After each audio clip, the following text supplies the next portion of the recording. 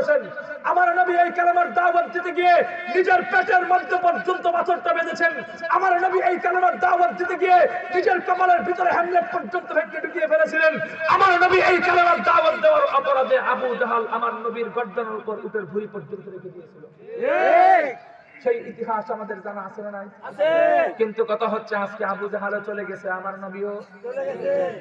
আমার নবী চলে যাওয়ার পর বর্তমানে যুগে এই মিয়া যারা ধর্মাবলম্বী আছে, হিন্দু বলো, বৌদ্ধ বলো, খ্রিস্টান বলো, প্রত্যেকটা ধর্মাবলম্বীদেরকে জিজ্ঞাসা করবা, ওরা আমার নবীকে ধর্মগুরু হিসাবেই মানে। কথা ঠিক? যার ধর্ম নাই তার সাথে আমাদের কোনো পরিচয় নাই। আরে বেটা, আমার নবীকে কোন ধর্মাবলম্বীরা গালি দেয় না। আমার নবীকে গালি দেওয়ার দুঃসাহস তো তারাই করে যাদের পিতৃ বাড়িতে ভেজাল আছে। আমার নবীকে গালি দেওয়ার দুঃসাহস তো তারাই করে যাদের জন্ম পরিচয় ভেজাল আছে। কথা ঠিক না বেঠে?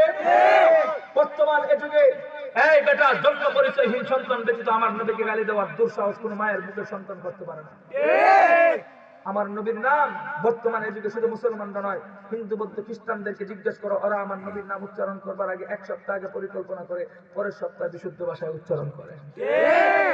কথা ঠিক না বেঠিক? এখন কথা হচ্ছে কি জানেন, এই সমস্ত নবীরাই যদি এই পরীক্ষায় দিতে হয়, তাহলে আমি আর তুমি ধারণা করলাম কি করে যে ওই কালেমার দায়িত্ব আলেম সমাজ বহন করবে, তাদের উপর পরীক্ষা আসবে না? কথা ঠিক না বেঠিক? দিন শেষে প্রত্যেকটা নবীরাই বিজয়ী ছিল। কাজেই আমাদের পরিষ্কার কথা, মামুনুল হক তুমি শাইখুল হাদিস ইবনে শাইখুল হাদিস হবে, সন্তান হয়ে বাবার মস্তক দখল করবা, আর আল্লাহ তোমাকে পরীক্ষা ছাড়া এই মঞ্চে বসাবে, সেটা হইতে পারে না। তার কারণ হচ্ছে আমাদের ইয়াং সোসাইটি, আলেম সমাজ, আর আমাদের নবপ্রজন্ম নাতিনত্তর সন্তানগুলো তোমাকে শাইখুল হাদিস মানবে। কথা ঠিক না বেঠিক? আল্লাহ সেই শাইখুল হাদিসকে আমাদের মধ্যে আবার ফিরে আসা তৌফিক দান করুন, সকলে বলে আমিন। মুহতারাম হাজিরিন, তো যেই কথা বলতে চাই, আলোচনা বেশি দীর্ঘায়ু করব না, আমার চোখে ঘুম চলে আসতেছে। আমি শুরুতে একটা আলোচনা করেছিলাম, আল্লাহ মানুষকে কয় ভাগে বিভক্ত করেছেন? এক প্রকার মানুষের নাম ইমানদার, আরেক প্রকার বেঈমান। এখন কথা বুঝে সংক্ষিপ্ত একটু বুঝি, হোয়াট ইজ মিনিং অফ ইমান? ইমান খায় না মাথা দিয়ে বুঝা দরকার আছে না?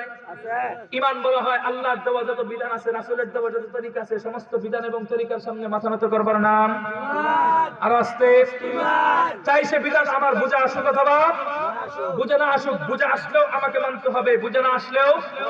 এখন মহিলাদের মতো আস্তে করে আওয়াজ দিয়ে বলুন যে তুই কি নামাজের হুকুম দিয়েছেন কে? রোজার হুকুম দিয়েছেন কে? যাকাতের হুকুম দিয়েছেন কে? হজের হুকুম দিয়েছেন কে? নামাজের হুকুম দিয়েছেন কে?